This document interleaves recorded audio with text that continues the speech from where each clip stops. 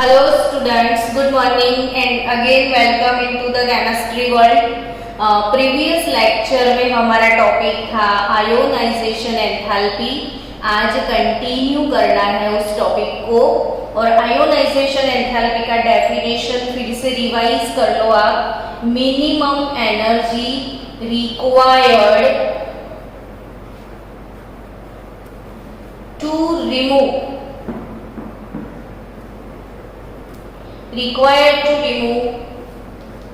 1 mole of electron from 1 mole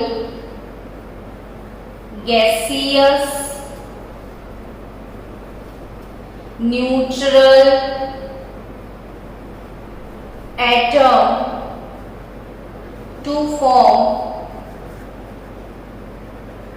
1 mole positive ion is called ionization enthalpy. It is expressed in unit kilojoule per mole or electron volt per atom.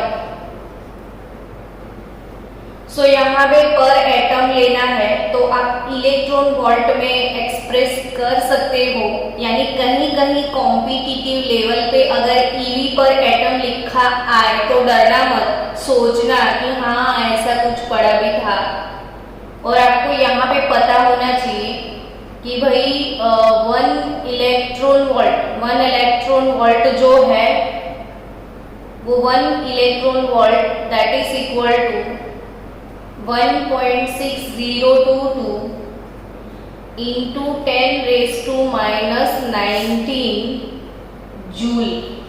1 electron volt यानी कितने joule होते हैं वो converter, आप याद रखना. और आपको पता है कि ये आयोनाइजेशन एंथैल्पी का एक रिलेशन भी है, ये भी याद रखना एडिशनल, कहीं काम में आएगा कॉम्पिटिटिव लेवल पे. 96.48 kilo joule per mole that is equal to 1 electron volt per atom होता है. सो यहाँ पे 1 ईवी पर एटम का वैल्यू कितने किलो जूल पर मोल होगा?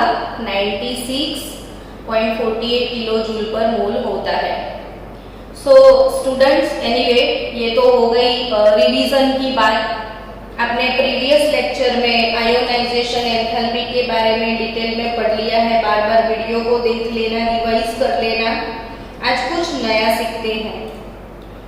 आपको याद होगा ना इसका सिंबल मैंने क्या सिखाया था? तो एंथैल्पी यानी H लिखना है, आयोनाइजेशन है इसलिए छोटा सा I होगा. सो आयोनाइजेशन एंथैल्पी का सिंबल है डेल्टा IH. अब मैंने कल स्टार्ट किया था कि भाई आयोनाइजेशन एंथैल्पी कौन से फैक्टर्स पे डिपेंड करती है. तो फर्स्ट ऑफ ऑल हमने सीखा था साइज पे डिपेंड करती है, और दूसरी चीज क्या सीखी थी हमने? Electronic configuration. अब आज मुझे कुछ और नई चीज सिखानी है, वो सीखते हैं. सबसे पहले आज हम सीखने वाले हैं, चलो कोई एक एटम ले लो, आइसोलेटेड एटम एल्यूमिनियम गैस आपने ले लिया. अब एल्यूमिनियम गैस से एक इलेक्ट्रॉन मैंने रिमूव कर लिया तो मुझे क्या मिलने वाला है? Al plus gas. यानी अभी एल्यूमिनियम ने एक इलेक्ट्रॉन रिलीज कर लिया. So the enthalpy change associated with the removal of the first electron. मैंने क्या बोला? Enthalpy change. आप खुद नोट्स बनाना हो, आप भी लिखना साथ में ताकि आपकी नोट्स हो जाए. Enthalpy change associated associated with removal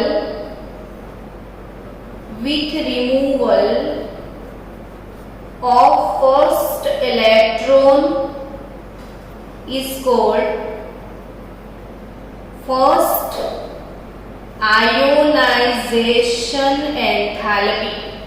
बच्चों ध्यान से पढ़ो, फिर से मैंने क्या लिखा है, enthalpy change associated with removal of first electron। अगर हमको फर्स्ट इलेक्ट्रॉन रिमूव करना है और जो हमने हीट प्रोवाइड किया है वो डेल्टा आई एच, और यहाँ पे मुझे 1 लिखना है। मैंने जब फर्स्ट इलेक्ट्रॉन रिमूव किया तो वो जब हीट प्रोवाइड की जाती है उसको हमको बोलना है फर्स्ट आयोनाइजेशन एंथैल्पी।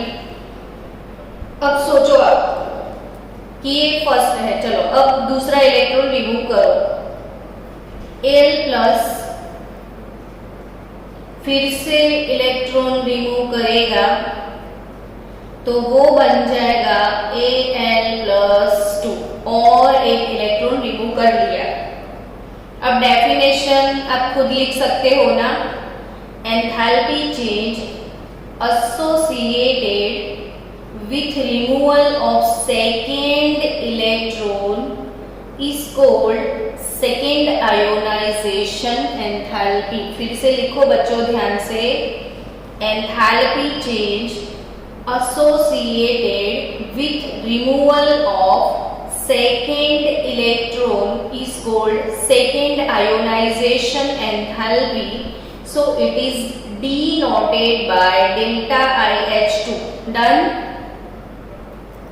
हाँ या ना बोलो तो सही। नेक्स्ट, अब सोचो मैंने तीसरा इलेक्ट्रॉन निकालना है तो Al+2 से और एक इलेक्ट्रॉन निकाल दिया तो बन जाएगा Al+3 प्लस इलेक्ट्रॉन। अब मैंने तीसरा इलेक्ट्रॉन निकाला, चलो मिलके हम लोग साथ में डेफिनेशन बोलते हैं। Start. Enthalpy change associated with removal of third electron is called third ionization enthalpy। यानी कि अब आप ऐसा बोल सकते हो कि फोर्थ इलेक्ट्रॉन रिमूव किया तो वो fourth ionisation enthalpy, fifth remove किया तो वो फिफ्थ आयोनाइजेशन एंथैल्पी। जितने हैं, जैसे आप समझो कि 17 ग्रुप का एलिमेंट है तो 17 ग्रुप के एलिमेंट में लास्ट ऑर्बिट का कॉन्फ़िगरेशन है ns2np5, यानी आउटर मोस्ट ऑर्बिट में टोटल 7 इलेक्ट्रॉन है। अब वो 7 इलेक्ट्रॉन को रिमूव करेंगे या कर भी सकते हैं 7 इलेक्ट्रॉन को रिमूव। तो अब 7 इलेक्ट्रॉन को अब रिमूव करो तो 1 बाय 1 करोगे ना, तो इसमें कितनी आयोनाइजेशन एंथैल्पियां होंगी? तो इसमें होगा IE1 से IE7 तक होगा। आपने 7 इलेक्ट्रॉन रिमूव किए तो आयोनाइजेशन एंथैल्पी IE1 से लेके IE7 तक आपको मिलेगी। यानी आपको 100% समझ में आ गया है बच्चों कि फर्स्ट इलेक्ट्रॉन को रिमूव किया तो फर्स्ट आयोनाइजेशन एंथैल्पी, सेकेंड को रिमूव किया तो सेकेंड आयोनाइजेशन एंथैल्पी, थर्ड को रिमूव किया थर्ड आयोनाइजेशन एंथैल्पी, फोर्थ को रिमूव किया फोर्थ आयोनाइजेशन एंथैल्पी, फिफ्थ को रिमूव किया तो फिफ्थ। आप ऐसे भी लिख सकते हो delta IH1, delta IH2, delta IH3, delta IH4 and so on. अब मुझे आपसे आंसर चाहिए कि इसमें इन एंथैल्पीज के बीच में रिलेशन क्या होगा। ये अगर यहाँ पे 5 एंथैल्पीज है तो फर्स्ट और सेकेंड आयोनाइजेशन एंथैल्पी, सेकेंड और थर्ड और फोर्थ के बीच में रिलेशन क्या होगा, कौन सी एंथैल्पी ज्यादा होगी, first one is more than that of second और second one is more than that of first one. चलो अपने थिंकिंग लेवल से आप मुझे आंसर बताओ, सोचो पहले और फिर आंसर बोलो फास्ट। आपको मैंने 2 मिनट दिए। ओके, तो अब समझो स्टूडेंट कि इसमें कौन सी आयोनाइजेशन एंथैल्पी ज्यादा होगी। तो मैंने एक लेक्चर सिखाया था आयोनिक रेडियस, याद होगा आपको शायद, कि अगर मेरे पास एल्यूमिनियम है ये और aluminium as a neutral atom, aluminium as a neutral atom मेरे पास है जिसके पास 13 प्रोटॉन वर्सेस 13 इलेक्ट्रॉन है। डन। अब सोचो कि इसका एक इलेक्ट्रॉन मुझे रिमूव करना है, तो इसके पास प्रोटॉन तो 13 होंगे ही होंगे, लेकिन जो इलेक्ट्रॉन है वो अब 12 हो चुके हैं। अब आपको शायद याद आया होगा कि जो पेरेंट एटम होता है और उससे जो डॉटर एलिमेंट मिलता है और वो भी पॉजिटिव आयन, तो इन दोनों में छोटा कौन होगा वो बताओ। छोटा कौन होगा, पेरेंट या डॉटर? तो पॉजिटिव डॉटर छोटी हो जाएगी साइज में। अब ये सोचो कि यहाँ पे अट्रैक्शन ज्यादा है या यहाँ पे अट्रैक्शन ज्यादा है। तो कल ही सिखाया था मैंने कि ionization enthalpy proportional to 1 size, यानी कि छोटा size more attraction then more ionization enthalpy. So यहाँ पे अट्रैक्शन इंक्रीज होगा तो आयोनाइजेशन एंथैल्पी इंक्रीज होगा। मैंने फर्स्ट इलेक्ट्रॉन रिमूव किया तो Ie1। चलो अब सोचो कि मुझे यहाँ से सेकेंड इलेक्ट्रॉन को रिमूव करना है, सेकेंड को। तो सेकेंड इलेक्ट्रॉन जब रिमूव होगा तो 13 प्रोटॉन वर्सेस 11 इलेक्ट्रॉन होने वाले हैं। 11 इलेक्ट्रॉन यानी और भी छोटा साइज हो गया, यानी Al greater than Al plus greater than Al plus 2 greater than Al plus 3 and so on. तो जैसे जैसे इलेक्ट्रॉन रिमूव होता जाएगा वैसे वैसे साइज डिक्रीज होगा। जितना पॉजिटिव चार्ज इंक्रीज होता है साइज उतना ही डिक्रीज होता है। Positive charge inversely proportional to size. If positive charge increase होता जाएगा तो ये कैटायन का साइज बहुत छोटा हो जाएगा, और छोटा साइज होगा ना, छोटा साइज, तो अट्रैक्शन इंक्रीज हो जाता है।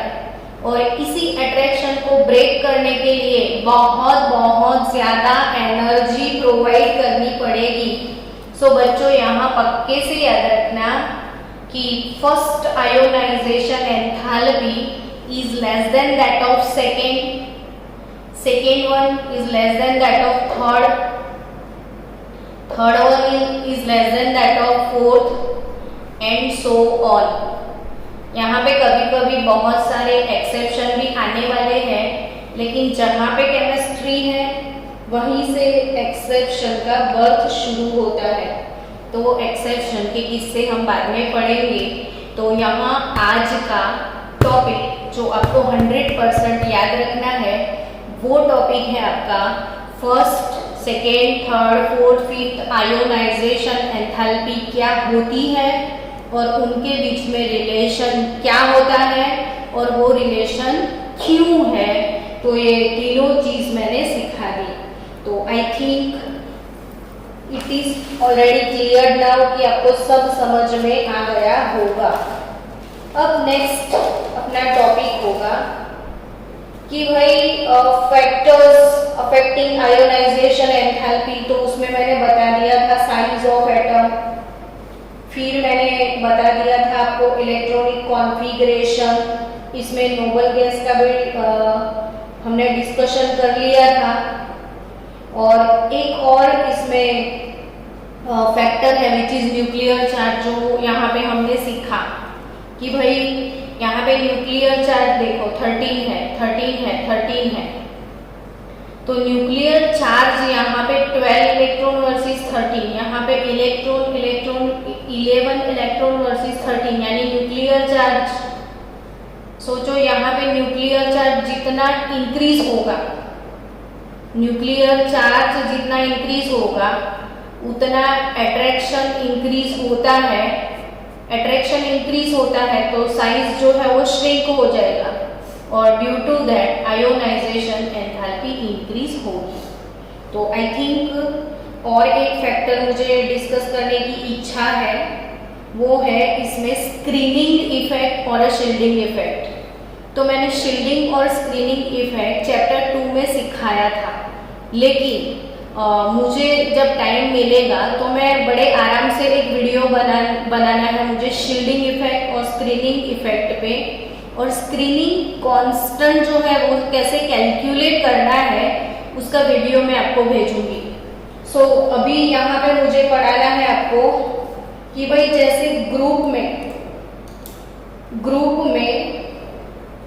और पीरियड में लेफ्ट टू राइट मूव होंगे तो क्या इफेक्ट आने वाला है आयोनाइजेशन एंथैल्पी पे, वो समझते हैं कि if we move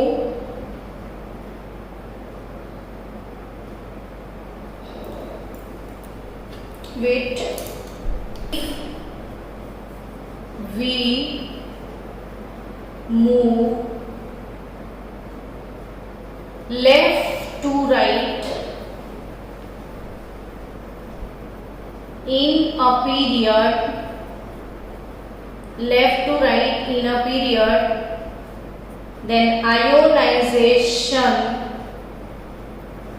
enthalpy dash dash dash आप आंसर देने वाले हो।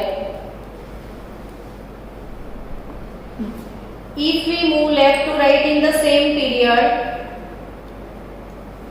atomic radius decreases. Why? Because the positive charge of nucleus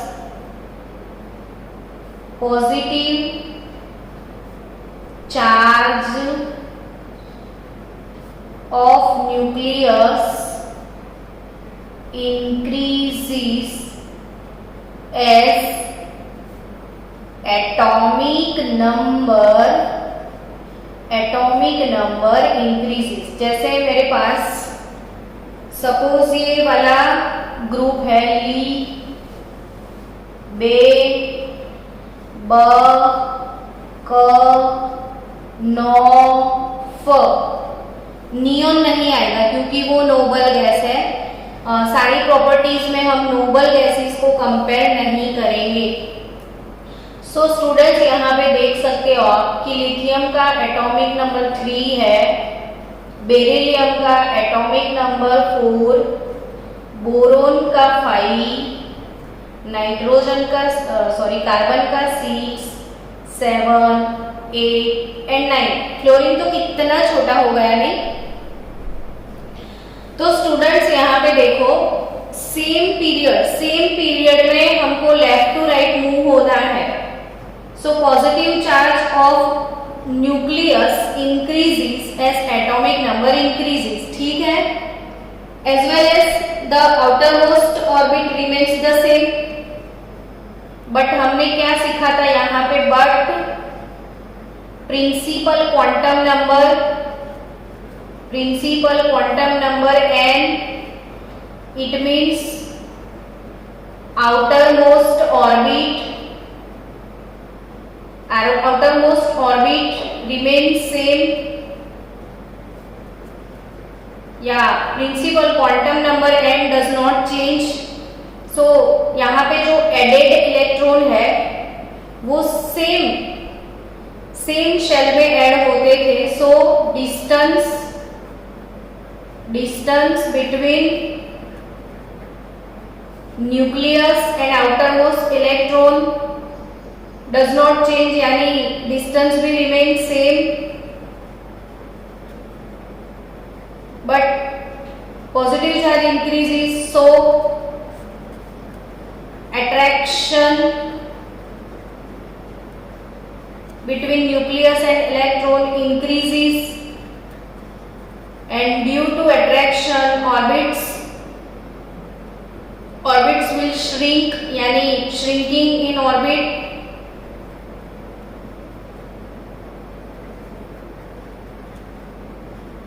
so size decreases, और साइज डिक्रीज होगा तो आयोनाइजेशन एंथैल्पी या डेल्टा आई एच क्या होने वाला है बच्चों? इंक्रीज होने वाला है। So left to right move होंगे तो आयोनाइजेशन एंथैल्पी इंक्रीज होगा, यानी बेरिलियम का, बोरोन का, कार्बन का, और ऐसे कुछ हो सकता है, बट यहाँ पे एक्सेप्शन होगा। तो ध्यान से समझना। मैं सेकेंड पीरियड की बात करूँ, सेकेंड पीरियड की, तो मैं क्या लिख रही हूँ वो फोकस करो, मैंने क्या लिखना है वो फोकस करना, देखना ध्यान से। Lithium greater than beryllium, less than boron, देखा कुछ अपने अलग सा बिहेवियर। फिर कार्बन, फिर नाइट्रोजन, फिर यहाँ पे फिर से एक्सेप्शन और फ्लोरीन, और फिर नियोन तो ऐसे भी इनर्ट गैस है तो उसका तो एक्सेस ही होगा। सो सेकेंड पीरियड में एक्सेप्शन कहाँ पे है? तो याद रखना, आपकी फेवरेट हीरोइन अगर है करीना कपूर, मेरी तो थी, अब चेंज हो गई। करीना कपूर को लोग बेबो बोलते हैं, है ना? तो मैं हमेशा ऐसे सिखाती हूँ कि जो हमारा सेकेंड पीरियड है, सेकेंड पीरियड, उसमें एक्सेप्शन किसका है? तो बेबोनो याद रखो। कोनु वो मतलब किसका एक्सेप्शन है? बेबोनो, कोनु बेबोनो। तो बेबो बेरिलियम बोरोन, बेबो मतलब बेरिलियम एंड बोरोन। फिर से बेबो यानी बेरिलियम और बोरोन। नो बेबो नो एक्सेप्शन, नो यानी NO, तो बेबो और NO में एक्सेप्शन है। अब सेंचुरी का सबसे बड़ा ग्रेट क्वेश्चन क्यों है? ओ बाप रे, एक्सेप्शन तो है लेकिन क्यों है? जब भी बच्चों आपको कोई एक्सेप्शन पूछता है तो आपको सिर्फ और सिर्फ उतना सोचना है कि कॉन्फ़िगरेशन लिख दो, ऑटोमेटिकली एक्सेप्शन समझ में आ जाएगा। चलो कॉन्फ़िगरेशन लिखते हैं, और आप बताओ ना बच्चों, बेरिलियम का और बोरोन का एटॉमिक नंबर क्या है? तो बेरिलियम का 4 है, बोरोन का 5 है। क्या कॉन्फ़िगरेशन बता सकते हो मुझे? कॉन्फ़िगरेशन बता सकते हो? 4 इलेक्ट्रॉन, तो 1s2 2s2, और बोरोन का 1s2 2s2 2p1। अब मुझे ये समझाओ कि जब इलेक्ट्रॉन को हम रिमूव करते हैं तो कौन सी ऑर्बिट से रिमूव करते हैं? तो वो लास्ट ऑर्बिट से। कौन सी ऑर्बिट से इलेक्ट्रॉन रिमूव होता है? Last outer most. यानी कि यहाँ मुझे 2s से इलेक्ट्रॉन रिमूव करना है और यहाँ मुझे 2p से रिमूव करना है। ध्यान से फिर से एक बार समझना कि बेरिलियम में मुझे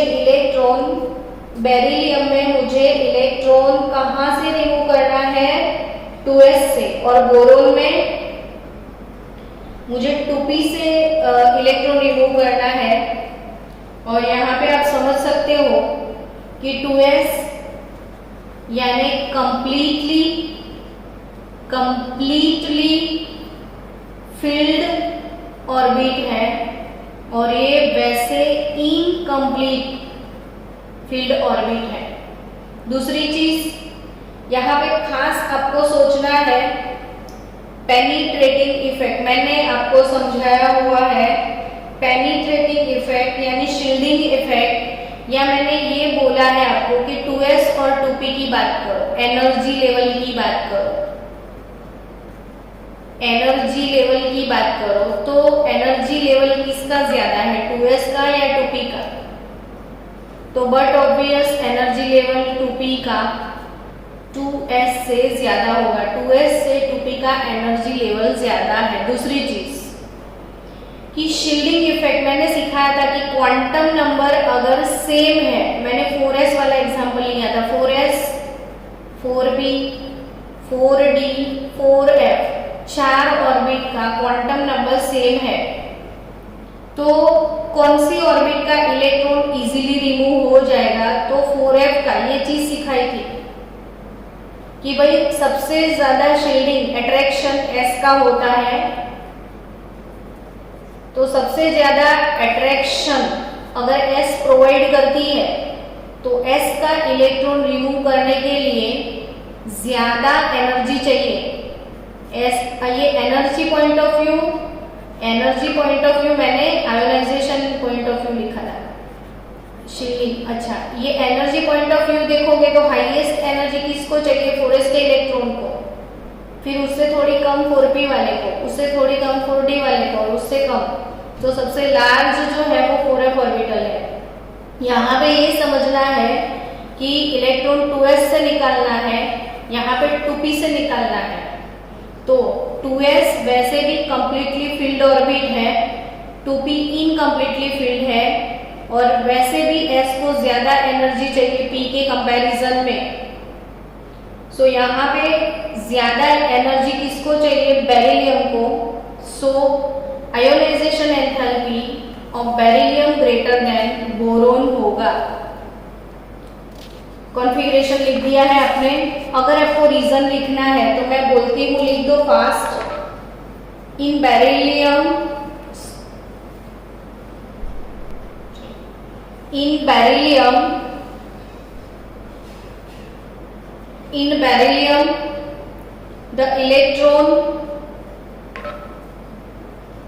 the electrons are in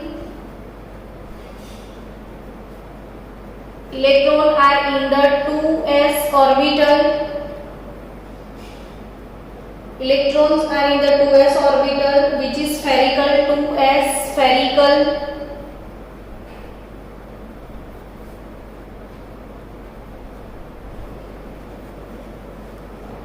Which is closer to the nucleus,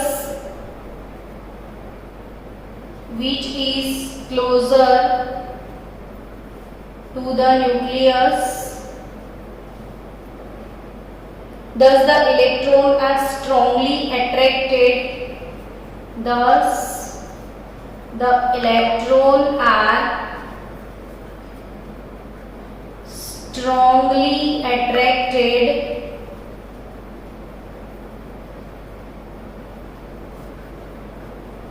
towards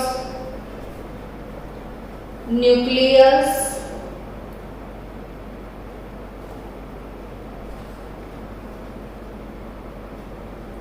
but the distance of 2p orbital is more than 2s,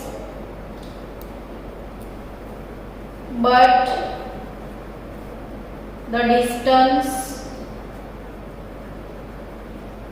of 2p orbital, 2p electron, the distance of 2p electron is more than that of 2s. So 2p electron can be easily removed. So 2p electron can be easily removed in comparison of 2s electron. So बच्चों भूल मत जाना, exception किसका है? बेबो का। बेबो का exception ये होना चाहिए बोरोन का ज्यादा, लेकिन है बेरिलियम का ज्यादा। So ionisation enthalpy of beryllium is greater than that of ionization enthalpy of boron।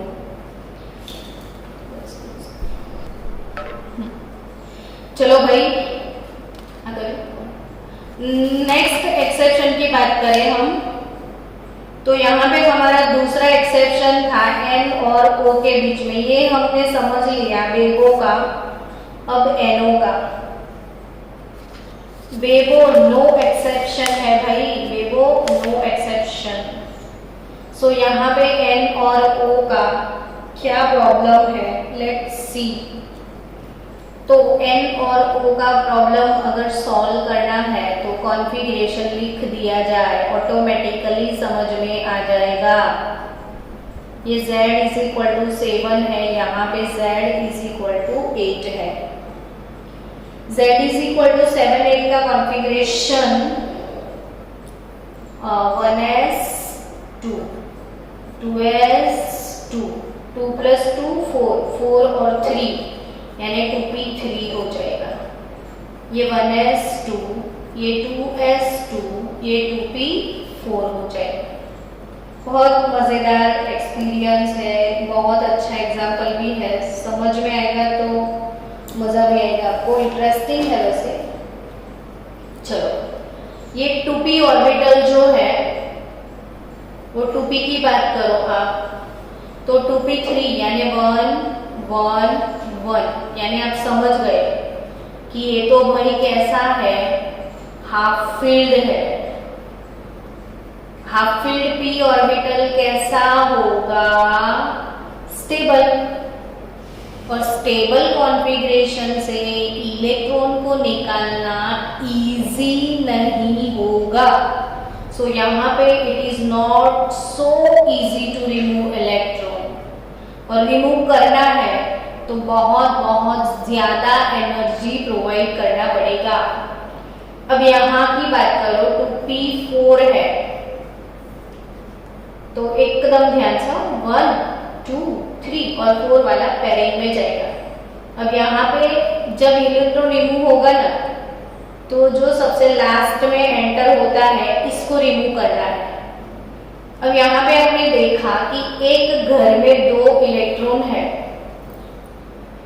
एक घर में अगर 2 इलेक्ट्रॉन रहते हैं तो दोनों इलेक्ट्रॉन पर नेगेटिव चार्ज है, तो नेगेटिव नेगेटिव चार्ज के बीच में क्या होगा?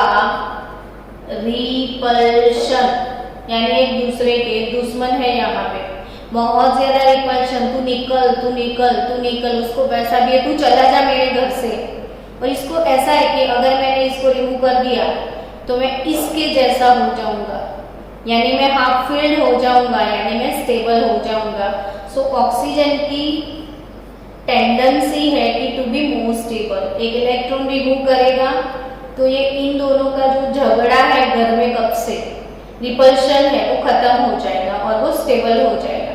यानी कि ऑक्सीजन का इलेक्ट्रॉन जल्दी से रिमूव हो जाएगा इन कंपैरिजन ऑफ नाइट्रोजन, क्योंकि nitrogen half field stable electronic configuration है। सो यहाँ पे हम बोल सकते हैं, रीजन लिख सकते हैं कि in oxygen the electron repulsion value increases due to 2 paired electron present in 2px orbital.